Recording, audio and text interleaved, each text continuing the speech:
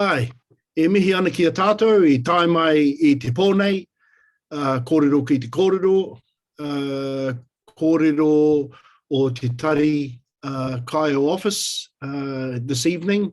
We're here with a group of people to discuss tonight the relationship between Tangata Whenua Maori and Pakeha here in Aotearoa. Nō reira hurino, kia ora tātou.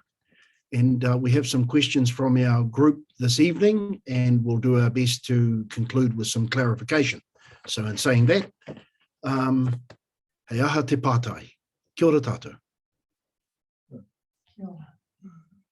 I guess to start the conversation, can we define what it is to be a Maori and what it is, like what is a Pakeha? Like that's the first time I've heard it used for that country. Right.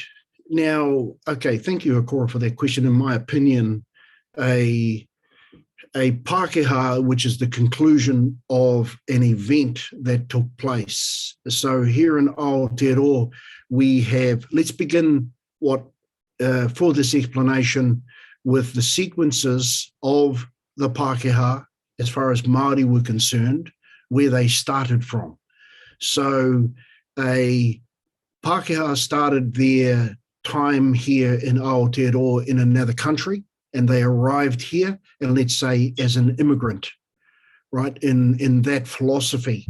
Now, we, Tangata Whenua, saw them as manuhiri, or visitors, or because they came from another part of the world, hunga care. Hunga care is simply expressed as a culture from another part of the world. Right, and then when they came here for many different reasons. But at that point in time, the next sequence was they were labelled settlers, Hakora. Now, from the settlers' point of view, there were many cultures. Just to name a few, there were Irish, there were Scottish, there were many, many cultures that landed on Aotearoa over a short time and became settlers. Now, in the observation of Tangata Whenua at that point in time, there was a aroha for them. Now, the reason why that aroha was there is because they realized that these settlers that were here, some of them were here against their will. Some of them were here on the promise of a new land, new opportunities, and history is well recorded in saying that those new opportunities that they were promised where they left their homeland didn't actually exist here. So that aroha led, I'm going to say, my ancestors to see that these settlers were, how could I say this? They didn't have a ancestry, they didn't have a heritage, they didn't have a culture, they didn't have a standing in the community. Right now, that's important for us in our culture to see somebody in that kind of state of despair. So we're talking about settlers, not only adults, but we're talking about the young children that were with them, that came over with them, or that were also born here. And that's the critical part about that. Your question, Hakora, in that in our culture, the settler is born, has a child on this land, and they, our tupuna gave them the specific name Pakeha, a Māori kupu, to allow them to be incorporated into our culture, thinking ahead into the future of, similarly to the Ngāpuhi tribe and the Tainui tribe, being two different tribes on this land here, and when this settler group of people, which is a process that was used right from the beginning, and I'll just share that process very, very quickly. When my canoe came here from Aotearoa, we were a foreigner from another land. We still were from within the Pacific. We came here, we were manuhiri, we were welcomed onto this land, and we intermarried with the tangata whenua that were here, and our children became tangata whenua from that process. Now, from a feminine or a maternal point of view, the afterbirth, or in some cases we call it the pito, and in some cases we call it the whenua, in that protocol of placing that afterbirth whenua pito into the land, ensured that that child that afterbirth came from, or shared the development of within the mother's womb, had a home, had a status, had a culture within Aotearoa here. So that's the best explanation I can give, Hakora, to your question as to the creation which we had done before, because as we know, in 1769, another canoe came here. In simplicity, it was called the Endeavour.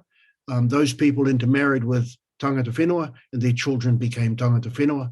And it's as simple as and clear as that. Kia ora. So what does the actual word mean? Has it got a meaning, the word? Pakeha? Pakeha. Well, again, when we're talking about the different tribes here, or the different names of groups of people that came on many, many different waka, Takitimu, Ngā Toki Matawhaurua, Mātātua, Māmaru, Māmari, all those different canoes that came here created different groups of people, and Tūwharetoa, from their Tainui, Ngaitahu. These are all different groups of people that have different philosophies for themselves. When you bring all of those groups together, including Pakeha, they share the same understanding as all of those canoes did when they come here. When they're all collectively together, they're simply called tangata whenua, people of this land. Kia ora. Ross. Oh, sorry. Come on. I think that my question has largely been answered, and it was around the origin of the term Pakeha. But I believe that you've largely answered that, Bryce. Yes, I could have, Murray. If I can add this to the answer for your question, Murray, and it's a challenge. It's a challenge to identify our unique behaviour, and more importantly, the unique process that was used, and also to identify this wasn't the first time it was done here in Aotearoa. When the first canoe came here, there were people here. In the story of Maui bringing the fish out of the sea, Murray, it's explained that there were people scurrying on the land. And so there were people here. And then the canoes came, and they followed that same process that those original people did when the land rose to the surface above the ocean. And if I can, as kindly as I can, those people were called the Turehu people, or the Patupaehere people. And if we go down to the Bay of Plenty, there's a marae down there, and in the whakairo on the building, they have a female Patupaehere and a male tangata whenua man, and that's what beget their people. So that philosophy of intermarriage and bearing children with the tangata whenua to create a future where the child or the children born from those two became tangata whenua. But the other point I wanted to make, Murray, is the uniqueness of that behaviour, of one culture accepting another culture into its culture on that land to be part of its culture. I'm going to make the suggestion to conclude, Murray, it's so unique that it's, in my research, I haven't been able to find that kind of practice happening anywhere else on the planet, or in fact, even in the universe. Kia ora, Murray. Sure.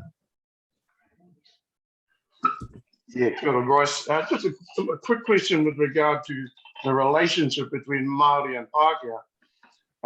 How is that relationship understood with regard to Tiriti or Waitangi? Oh, very good, Murray. That's not a political question, okay? Because my understanding of Te Tiriti o Waitangi wasn't for a political purpose as far as our tupuna were concerned. It may be seen very political today, and I guess that's where all the grief is coming from. So a gentleman, again, from the question from Murray and Hakora, the unique methods that our ancestors had, there was an individual and his name was Pompelia. And he was a very religious man, and he was very well appreciated, as all settlers that came to Aotearoa right from the outset, and very well received, if I can, Wallace. So Pompelia requested that the components of the, I'm going to call it the Indo-European world regarding religion, Wallace, be incorporated into the relationship of Te Tiriti o Waitangi. And those Indo-European religions, as we know, there are many and many of them, were agreed to by the ancestors. And if we go to Article 4 of Te Tiriti o Waitangi, it allows all religions to come to Aotearoa and exist. Okay, now the unique part about that, Wallace, is again, it's the most unique behavior. You, for an example, you won't get, right, a Labour Party member in a Parliament House freely able to go into a National Party caucus because they're just not allowed. They don't allow that. Yet they could be brother and sister, but no, you can't come in here. But when it comes to our unique behaviour, and let's just say on the marae, the pōwhiri allows all to come in, Labour Party, National Party, and sit under the one roof and talk about issues with the conditions that are inside that whare on how those discussions take place. Just on a way of explaining that unique behaviour, Wallace, yes, there is a strong relationship between Article 1, 2, and 3 have other relationship matters, but I believe Article 4 is the specific relationship where it allowed the cultures of the Indo-European world come into our world here in the Pacific, more to the point, Aotearoa. I hope that explains or gets close to answering your question, Wallace. Yeah, kia ora, Bryce. Thank you for that. I guess it's highlighting the inclusivity of our people to every culture, but particularly to Pākehā that have become, well, part of us, I guess. I appreciate that. Thank you. No, you're exactly right. Just if I can, Wallace, the Pākehā people who are from different nations around the world, right, have gone back to their origins, Scotland, Germany, wherever they came from, even the Hainamana, are here as tangata whenua, speaking te reo fluently, going to the marae and engaging in those processes, have shared that message when they have had the opportunity to go back to wherever they came from. And it's been very well received, actually, because at the end of the day, I have a Scottish uncle, and he has exactly the same stories of colonisation for Scotland. I have a grandfather who's Irish, and my Irish relationships have exactly the same stories about what happened here. But the uniqueness about our culture is Ireland and Scotland have been at it for 1,000 years, and we've only been at it for 200 years, and we've got it sussed already. Kia ora. Awesome, man. Thank you for that. Thank you, Wallace. Appreciate that. Bryce, what do you see that Maori and Pakeha have in common? Well, thank you for that, Marie. My opinion on the similarities for Maori and Pākehā, we just touched on it before. I believe that the similarities that we have can be shared globally. The way that we're able to incorporate one another's needs and wants and adopt one another's behaviours, share food together as friends, as colleagues, as family members. I think what we have in common are lots of things, Marie. The love for this part of the world, the unique behaviour, how we interact with one another, and I think from those common behaviours that we have, we could show the rest of the world how simple it is to do, if I could answer it like that. Thank you, Marie. Thank you. That's been my experience too, and I think that it not being about the colour of our skin, so it's about everything else that we are, has been quite an experience. Yes, no, I totally agree. Kia ora. Just one more question. Can you talk about the pure bloodline? Thank you, Marie. Yes, that's a very important question. So firstly, it's suggested, and I'll say it like that, and that suggestion, I'll for the sake of the difference, is a suggestion because it was recorded by it wasn't carved on a post in our marae, all right? So this suggestion doesn't come from our culture. It's been indicated that the ma is a colour white, and we know the song, Ma is white, Whero is red, kakariki green. Our children get taught that at kohanga reo. And that's another subject that I'd like to expose to, the philosophy on antithesis, because antithesis was used to hide the truth. So if you go back to our culture and you use the English word pure, you'll find that the Maori kupu for it is in fact ma.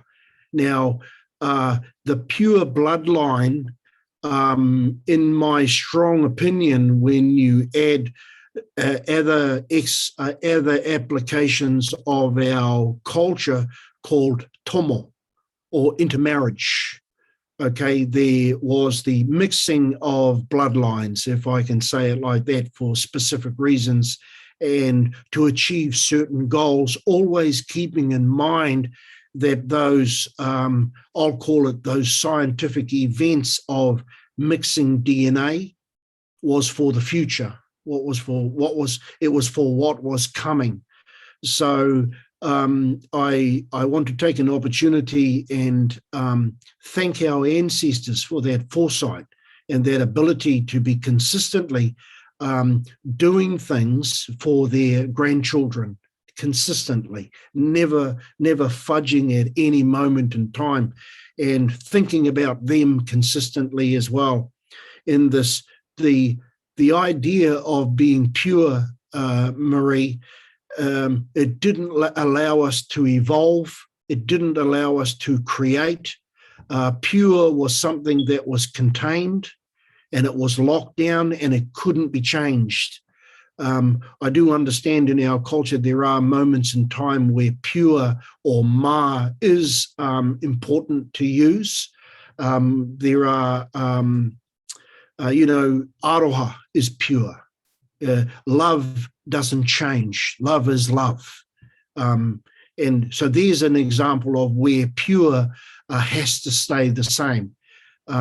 So the difference between the pure bloodline and the tomo was tomo allowed future planning, and pure or ma stayed the same right from the outset and did not ever have opportunity to change. So that, in my opinion, in most cases wasn't a good thing, because we had to change. We had to change. Thank you, Bryce. That's, yeah, very Kia good. ora. Thank you. Thank you, Marie. Bryce, if I may, with the Kia ora, way Karen. that peoples and cultures travel across the world and sometimes marry into a different culture and move to a different land, or move to a different land because of work, what happens in that regards to the culture? Because very often cultures, just when they go somewhere else, they're disenfranchised and they've lost their connection, and that's it. You're gone, and you know your culture doesn't go with you. You have to be here with your culture. What happens in this regards?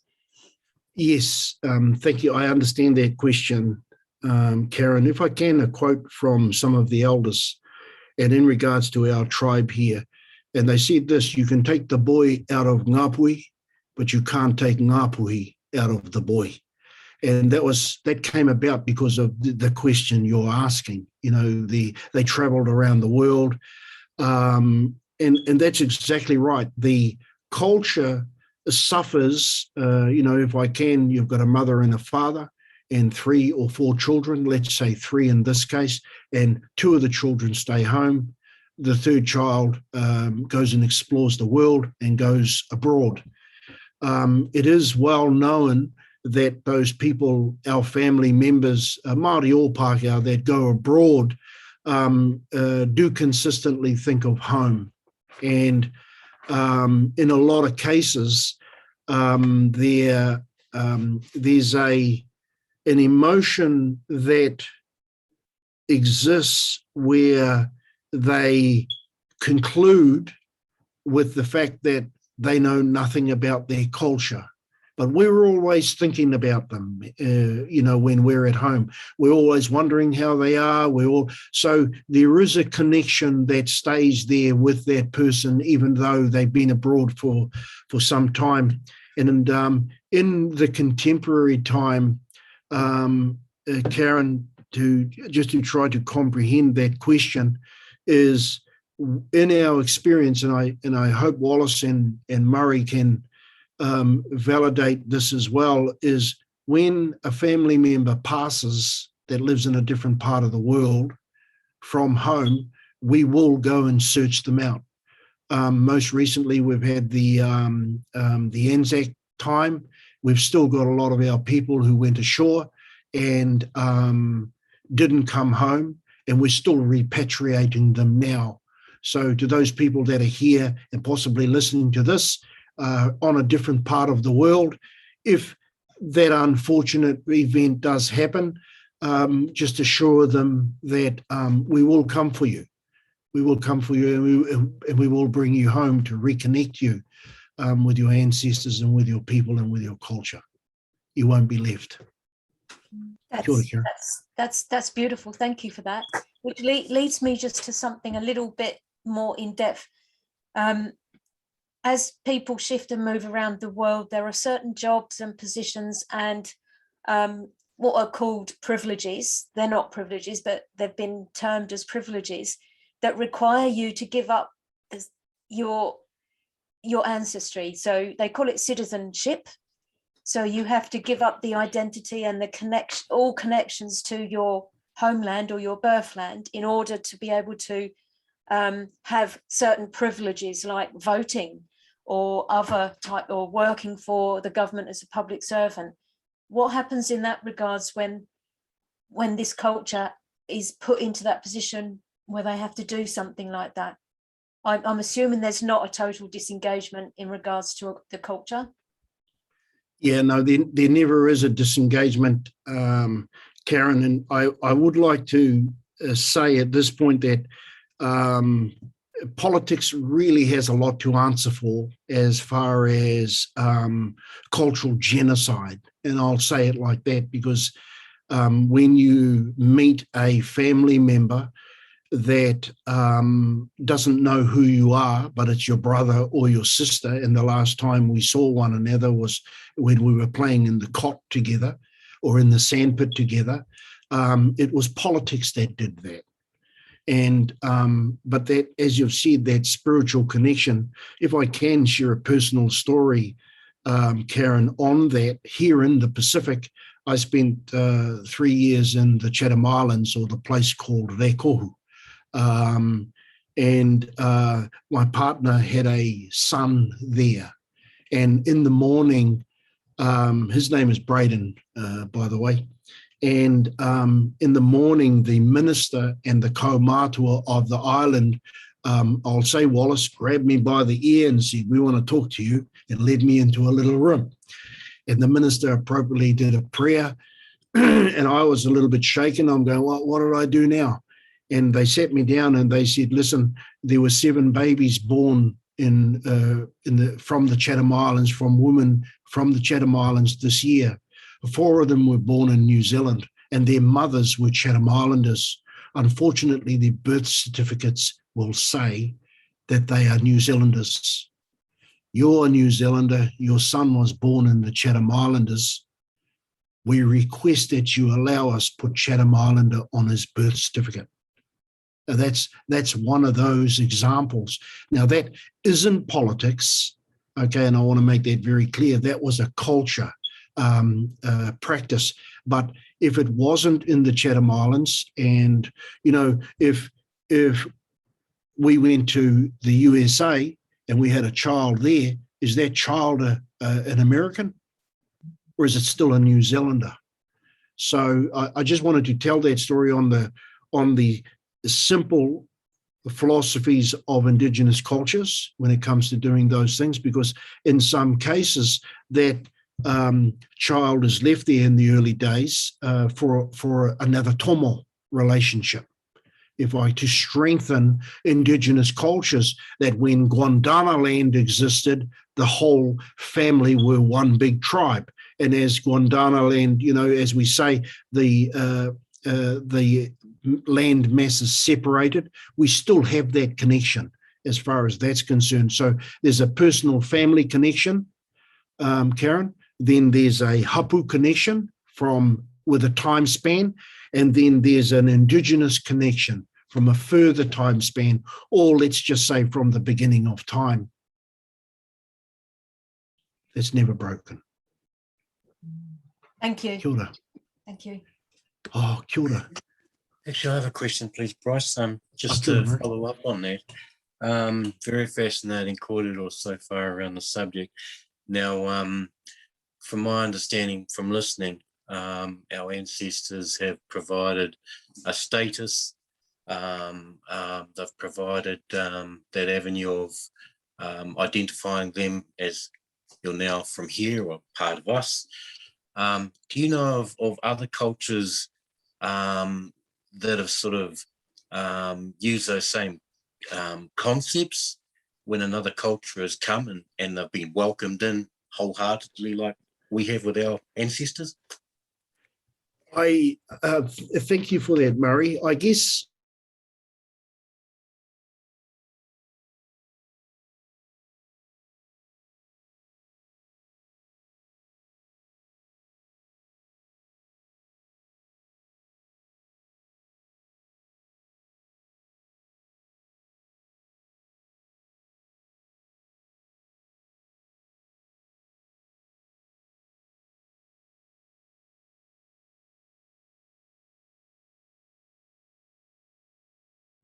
different cultures was a rejoining of an ancient relationship.